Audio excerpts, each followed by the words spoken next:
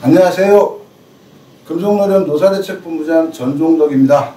오늘 금속 나바시로 인사드립니다. 오늘은 단체 교섭 진행과 유의사항이라는 주제로 영상을 찍어보려고 합니다. 다만 합숙 게임 아시죠? 고스톱.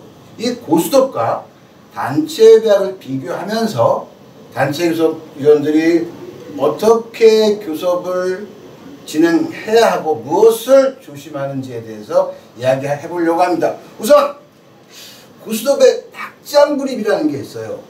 한번 내놓은 패는 다시 돌릴 수 없다, 이런 말이에요. 비슷한 말로 일수불태라는 말이 있습니다. 장기나 바둑을 둘 때 한 번 한 수는 다시 되돌릴 수 있다 없다? 없다라는 말이에요. 예를 들어서 고스톱을 치면서 내가 쌍피를 막 들고 있어. 바닥에 굿쌍피가 딱 깔려있어. 내 순서가 와서 굿쌍피를 먹으려고 하다가 잘못해서 빗쌍피를 내버렸어요. 아, 그 판 망하죠.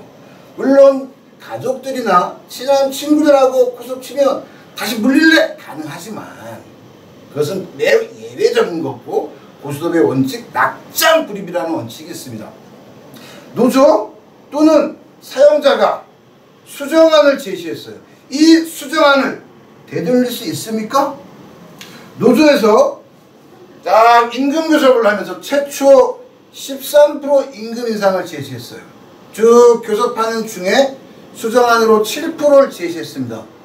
그런데 쭉 교섭하는데 7%를 찍어도 7%의 잠정 합의해도 조합원 찬반 투표를 딱 붙이면 부결될 것 같아. 그래서 7% 수정안 철회하고 다시 11% 제시할게요 라고 하면 사측에서 받아줄까요? 물론 안 받아준다고 하더라도 막 우기면 돼. 그러면 예를 들어서 사측도 수정안을 딱 제시했어요. 그러면서 뭐라고 얘기하냐, 이 노조 수정안 수용 안 하면 사측도 수정안을 철회하겠다, 원안으로 되돌리겠다, 이렇게 얘기해요. 받아주시겠어요? 역으로? 제가 이런 말씀을 드렸습니다. 교섭이라는 것은 사측은 노조의 최초 요구안을 끌어내리는 거다 라고 했어요. 그래서 교섭하면서 노조에 계속 수정 요구안을 막 제시하라고 해요. 왜? 최초 요구안을 끌어내리려고.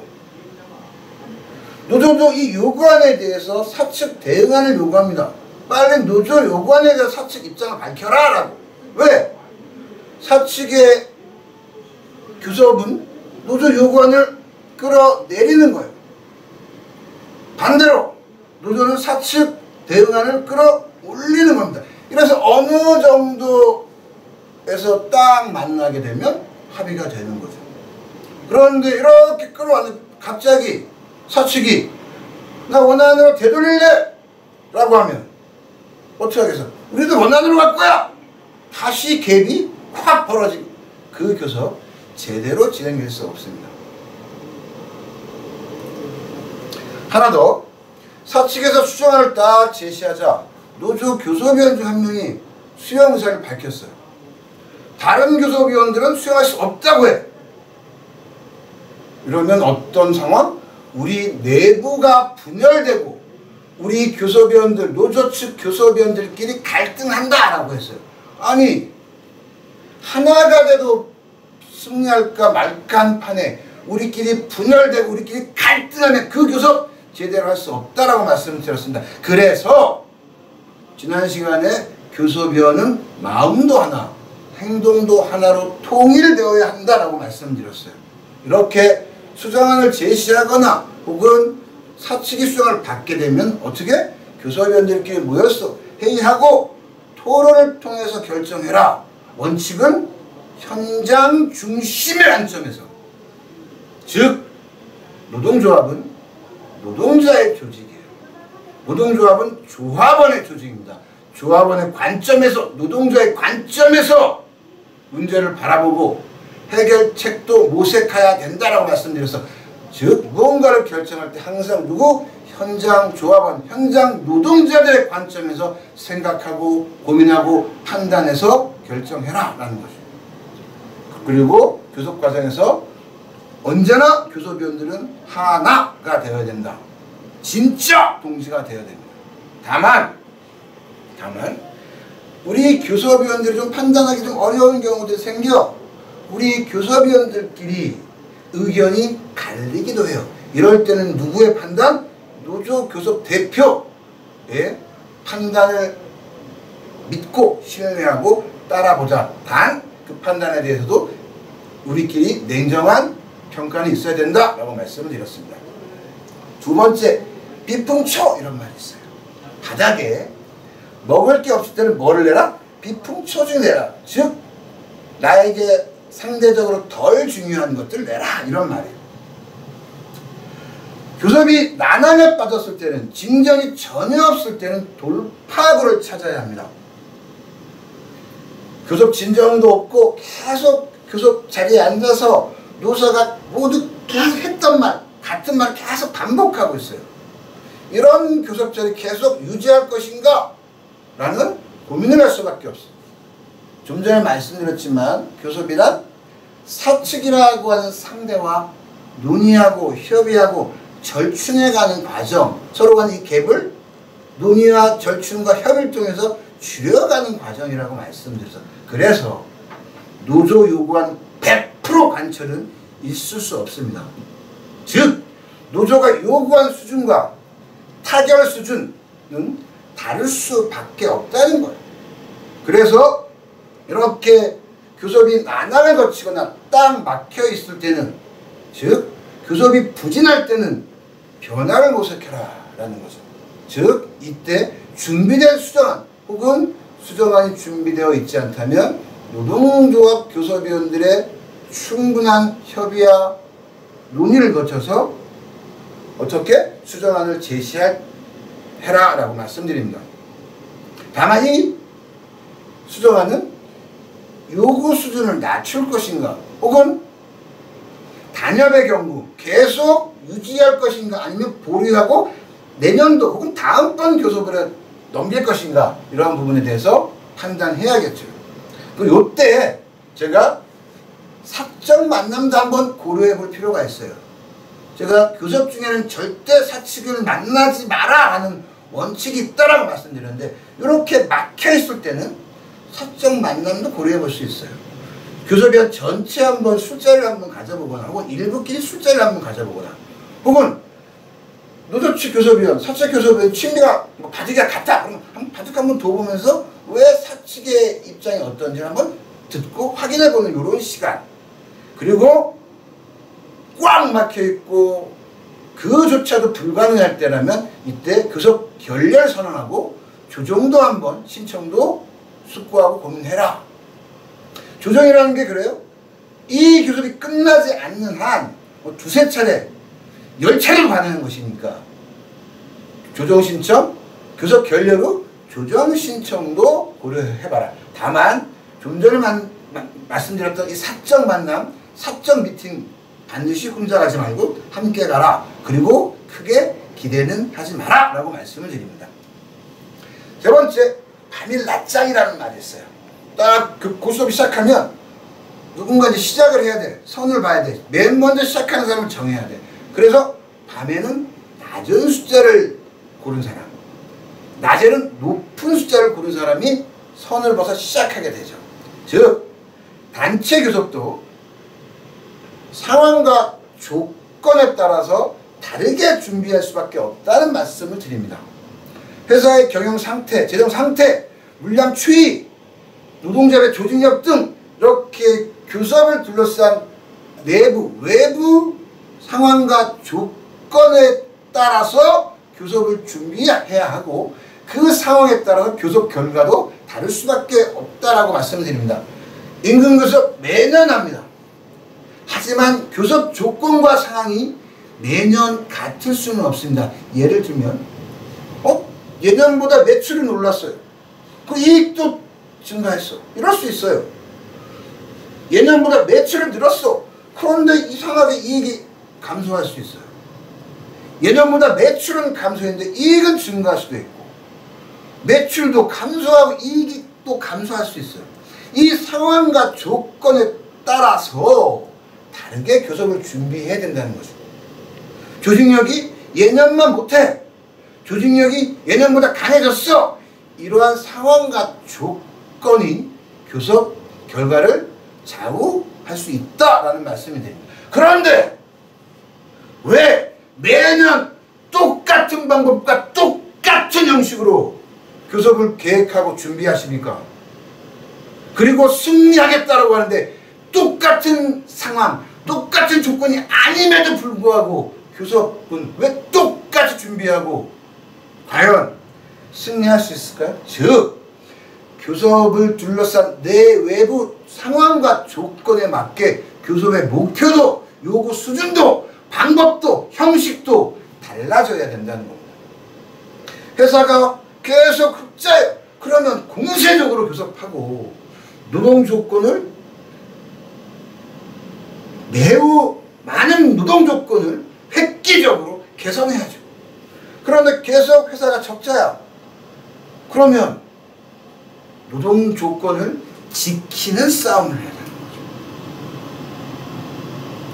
상황과 조건과 상황에 따라 다르게 준비하고 교섭 목표도 달라져야 된다라는 말씀을 드립니다. 예를 들면 회사가 좀 어려워. 이럴 때는 어디에?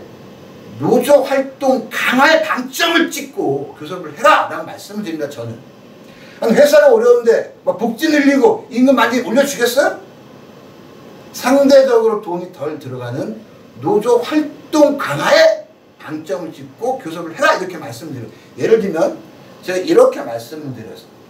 단체 협약은 내게 있다. 단체 협약은 우리께 있다. 이렇게 말씀드립니다. 근로기준법 아시죠? 근로기준법. 근로기준법은 사업주와 나와의 권리와 의무를 규율하고 있는 법이에요. 나와 누구? 사업주. 즉 그래서 근로기준법을 개별적 노동 조건에 관한 법률이다라고 해요. 근로기준법에서 명시된 노동 조건 다 내 거야. 개별 조합원, 개별 노동자의 거. 단체 협약도 그렇습니다. 임금, 노동시간, 휴일, 휴가, 각종 복지, 해고 절차 등등의 것은 나와 회사와의 관계를 규율하고 있는, 그래서 내 거라고요. 즉 나한테 줘. 임금을 노조한테 주지 않아요. 휴일을 노조한테 주지 않는다고. 그런데 노조 사무실 회사가 나한테 줬습니까? 노조한테 줬어요. 노조한테 줬어요. 조합비 체크오프 나한테 줍니까? 노조한테 줍니다.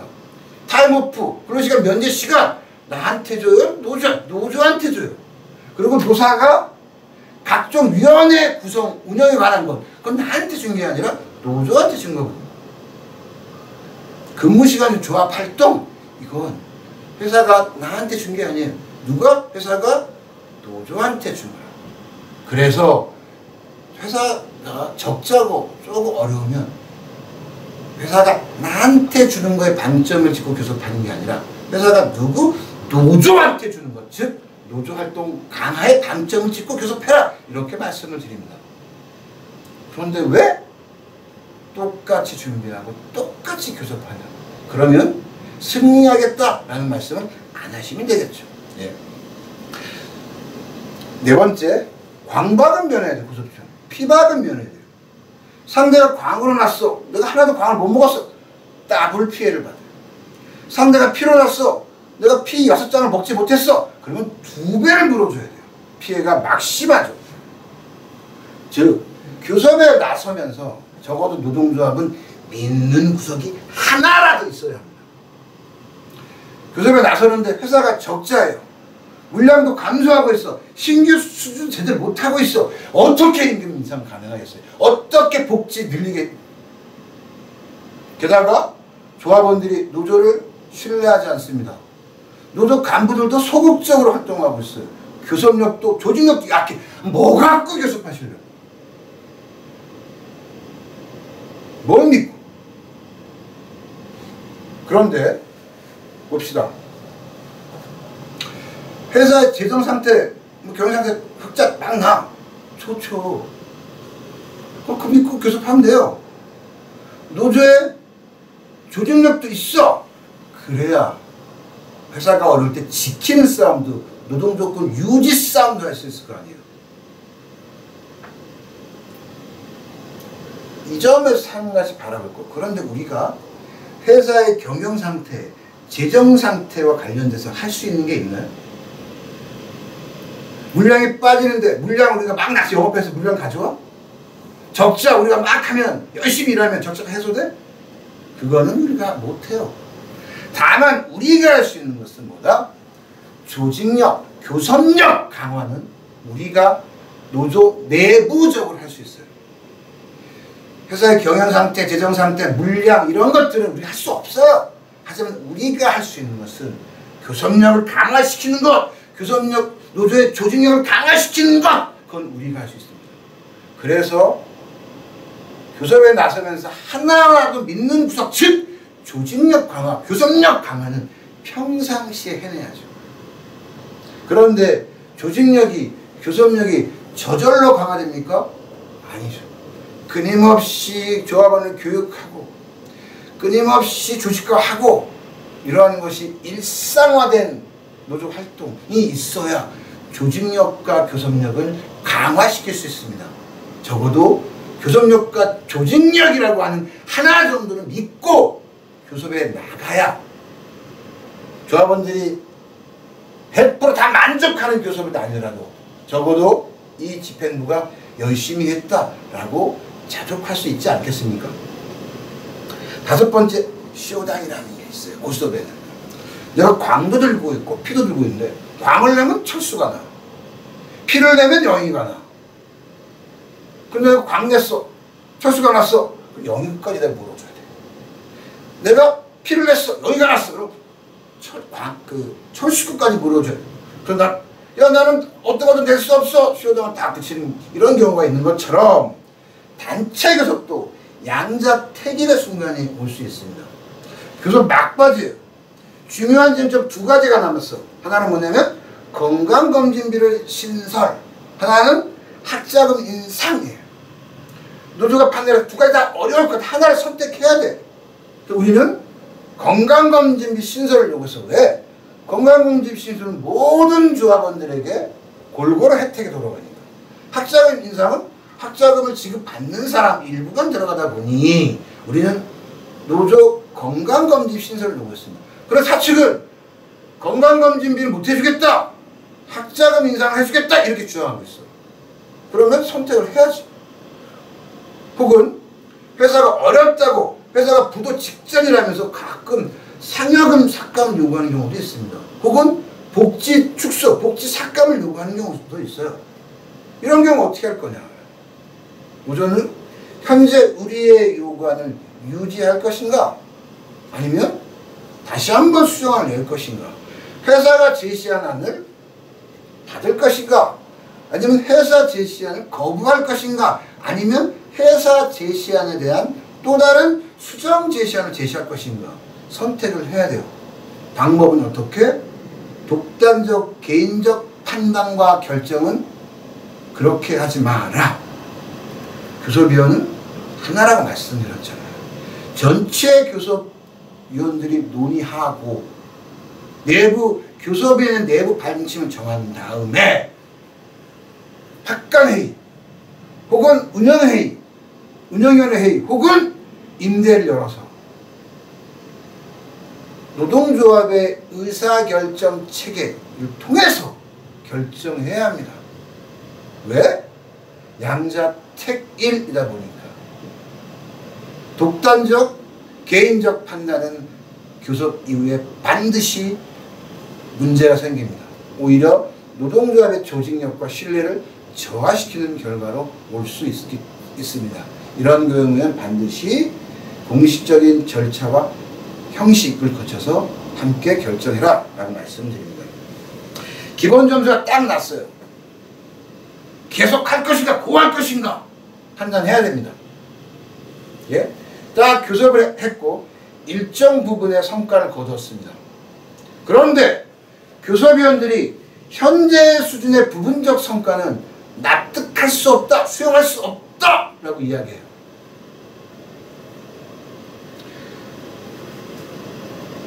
노조가 안에 대해서 사측이 일부 수용했는데 노조가 세운 내부적으로 세운 목표 수준에 도달하지 못했어요. 혹은 교섭위원들이 사측이 제시한 현재 수준보다 회사가 더 내놓을 게 있다고 판단할 수 있어요. 그리고 현재 안으로는 조합원들이 반대 의사가 클 것이라고 예상돼요. 한편에서 조합원들 한번 싸워보자라고 하는 의사들이 있어요. 노조 교섭위원들의 의견이 분분합니다. 일부는 잠정 합의하자, 일부는 반대하자. 이거는 그럼 계속 가야지. 계속 교섭을 상황을 유지할 것인가, 아니면 결렬하고 조정 가서 쟁의권을 확보하고 교섭할 것인지 판단을 해야 됩니다. 예를 들면 교섭위원들의 의견이 분분해. 이런 경우는 계속 교섭해야죠. 그런데 회사가 더 내놓을 게 있다고 판단이 들어. 우리가 납득이 안 돼. 그럼에도 불구하고 회사가 계속적으로 현재 안을 고수해. 그럼 결렬치고 조정연에 가고 쟁의권을 확보한 이후에 또 교섭을 해야죠. 반대로 기본 점수가 냈어. 끝낼 것인가? 네. 예를 들어서 아까 말씀드린 반대예요. 교섭위원들이 조금 아쉽지만 이 정도 수준은 납득해. 그리고 노조가 내부적으로 세운 목표 수준에 도달했다고 판단을 해요. 혹은 노조가 세운 목표 수준에 도달하지는 못했지만 아무리 판단해도 회사가 더 이상 내놓을 게 없다라는 판단이에요. 그럼 찍어야지. 그러면 스톱해야지. 그리고 현재 수준에 대한 조합원들의 반대 의사가 있지만 가결될 것으로 보여. 일부 대의원들이 반대 의사를 이야기하지만 잠정 합의하면 그에 따르겠다라는 입장을 밝혀. 그럼 찍어야지. 그러면 스톱해야죠. 일정 부분 성과를 냈고 고할 경우, 계속 갈 경우 위험 부담이 있습니다. 그런데 실익이 커. 아까 말씀드린 것처럼 회사가 더 내놓을 게 있다고 판단은 들어. 위험 부담이 있지만 실익이 있어. 그럼 가야죠. 그런데 위험 부담이 큰데 만약 실익은 크게 없어. 회사가 내놓을 게 없다고 판단이 들어. 스톱해야죠. 또한 조합원들이 생각, 상황, 투쟁력을 고려해서 결정해야 됩니다. 첫 번째, 저는 조합원들이 납득할 수 있는 수준이어야 한다고 생각합니다. 그래야 교섭위원들이 납득해야 다른 조합원들, 다른 집행간부, 다른 대의원들한테 가서 이야기할 거 아니에요. 자신있게. 본인이 납득이 안 돼! 어떻게 이해시켜? 두 번째, 목표 수준에 도달하였는가 안 했는가 못했는가의 문제이긴 해요. 저는 이렇게 얘기합니다. 요구 수준에는 세 단계가 있다. 조합원의 요구 수준, 교섭위원들의 요구 수준, 저는 그 밑에 대표자의 요구 수준이 있다고 봐요. 목표 수준도 조합원들의 목표 수준, 교섭위원들의 목표 수준, 대표자의 목표 수준이 있다고 봐요. 조합원의 목표 수준이 가장 높고 그 다음에 집행부, 교섭위원의 목표 수준, 그 아래 보이지 않는 대표자의 목표 수준이 있다고 봅니다. 저는. 왜? 대표자가 말하지 못하는 정보력, 말하지 못하는 회사 상황들을 알고 있는 것들이 있기 때문에. 그래서 저는 어느 수준? 대표자가 갖는 목표 수준에 도달했을 경우에는 찍어야 된다고 말씀을 드려요. 왜? 대표자는 평가를 받으니까. 하나 더, 세 번째, 사측이 더 내놓을 것이 있는지 없는지 판단을 해야 돼요. 내놓을 게 없는데 파업 가고 투쟁 다 봐야 끝나고 욕만 먹습니다. 예를 들어서 한 달간 파업했어. 근데 결과가 일시금 50만 원 나왔어요. 조합원들이 이걸 받아들이겠어요? 한 달 임금 못 받은 액수와 일시금 50만 원, 100만 원 나오면 왜 파업했냐, 왜 투쟁했냐, 집행부 욕한다고. 즉, 더 내놓을 것이 있는지 없는지 판단을 해야 됩니다.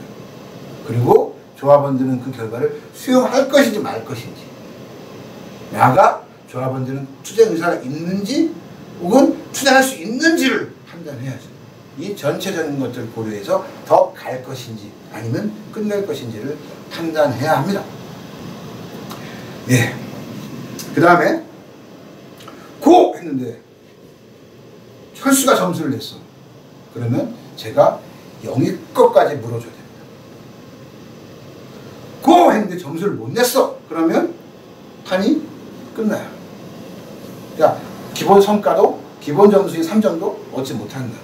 우선 교섭 중에 사소한 행동과 실수를 그냥 방치하면 교섭 전체를 망칠 수 있습니다. 딱 현장에 이런 소문이 돌고 있어요. 교섭위원들이 노조 측 교섭위원들이 교섭 들어가면 막 억지만 쓰고 있다! 이런 막 소문이 돌고 있어요. 혹은 교섭 기간 중에 노조 교섭위원들이 사측 교섭위원들과 유흥업소에 갔다 왔다! 이런 소문이 쫙 돌고 있어요. 이거 그냥 방치하면 그냥 사실됩니다. 그러면 현장이 분열되고 조합원들은 교섭위원들을 어떠한 말도 불신하기 시작해요.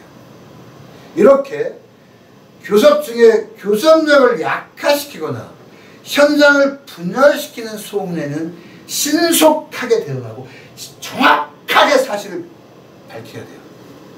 그래서 교섭 중에는 상시적인 홍보 선전 활동 체계를 구축하고 있어야 해요. 다른 말로 얘기하면 교섭 소식지. 일상적으로 교섭 끝나면 바로 일상적으로 나가는 소식지가 있어야 돼요. 그 특별한 사정이 생기면 바로 신속하게 나갈 수 있는, 신속하게 대응할 수 있는 홍보 선전 활동 체계인 교섭 속보가 있어요. 즉 교섭 중에는 일상적으로 나가는 교섭 소식지가 있어야 되고, 그 다음에 특별한 사정이 발생해서 바로 교섭 속보, 이 두 가지가 함께 운영돼야 돼요. 나아가서 언제라도 불러 모을 수 있는 회의 체계, 당장 오늘이라도, 당장 내일이라도 불러 모을 수 있는, 그래서 문제에 대해서 논의하고 대응책을 만들어 결정할 수 있는 회의 체계가 갖추고 있어야 돼요. 상집 혹은 학관 혹은 운영위원회 혹은 임대, 교섭 기간 중에 요즘 교섭위원들이 사치가 유흥업소에 갔다 왔다 소문이 막 돌고 있는데 한 달 뒤에 임시대위원회 열어가지고 그게 아니다! 이렇게 얘기하면 이미 끝난 판이죠. 그래서 교섭 중에는 일상적이고 특별한 경우에 조합원들과 함께하는 소통, 선전 활동 체계가 있어야 하고, 그 다음에 회의 체계도 언제라도, 당장 오늘이라도, 당장 내일이라도 모여서 논의할 수 있는 회의 체계를 구축하고 있어야 된다는 겁니다. 그렇지 않으면 방치해두면 사실되고 교섭 망치게 됩니다. 생각해보세요. 노조 교섭위원들이 교섭에서 억지를 부리고 있어요. 말도 안 되는 헛소리만 내려놓고 있어요. 이런 소문이. 교섭위원들이 사측에 유흥업소 갔다 왔어요. 이 소문을 노조에서 냈겠습니까? 아니면 사측에서 냈겠어요? 대부분 이런 소문은 사측이 친사용자적인 조합원 내지는 비조합원 모아놓고 술 먹으면서 슬쩍 흘린다고요. 쫙 현장에 헛소문이 도는 거지. 사실과 아닌 거지. 그냥 두면 사실된다. 그냥 두면 교섭위원들의 불신이 생기고 어떠한 설명을 하더라도 믿지 않는다라는 말씀드립니다. 그리고 정확한 분석 없이 무모한 투쟁 승리할 수 있겠어요? 독단적 결정은 현장의 동의를 구할 수 있겠습니까? 딱 단체에서 결렬하고 조정 중기 결정을 받았어요. 과연 쟁의 행위에 조합원들이 따라올지 확신이 없어. 그럼 왜 결렬했어요? 왜 쟁의권을 받았습니까? 제가 이런 말씀을 드립니다. 투쟁은, 단체 행동과 쟁의 행위는 조직하는 거다라는 말씀을 드려요. 언제라도 단체 행동하고 언제라도 쟁의 행위할 수 있는 조직은 우리나라에 없다. 교섭 과정에서 투쟁을 조직화해내면 가능해지는 거고, 조직화해내지 못하면 불가능한 거예요. 아무것도 안 하다가 쟁의껏 얻고 와서 할 수 있을까? 이거는 교섭을 잘못하고 있는 거예요. 또 이런 경우도 있습니다. 쟁의행위에 딱 돌입했는데 사측이 더 이상 내놓을 게 없으니 계속 파업해, 이런 경우도 있어요. 정말 더 내놓을 게 없는데도 불구하고 파업하고 있으면 상황 판단 잘못한 거죠.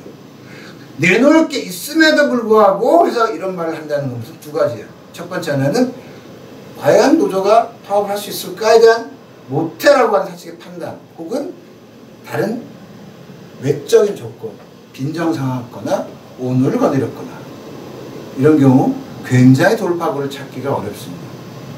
하나 더, 잠정합의안에 대해서 찬반 투표를 실시했는데 부결됐어요. 원칙적으로 집행총 상태하는 것이 맞지만 요즘은 재교섭하죠? 재교섭판들 새롭게 가져올 수 있는 게 거의 없습니다. 다른 말로 말씀드리면 조합원들의 생각과 의견, 불만을 알지 못하면 현장의 동의를 구할 수 없습니다.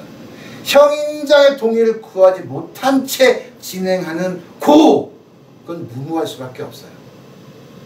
오히려 그러한 무모한 고는 노조의 조직력을 약화시키고 집행부 신뢰만 떨어뜨리게 됩니다.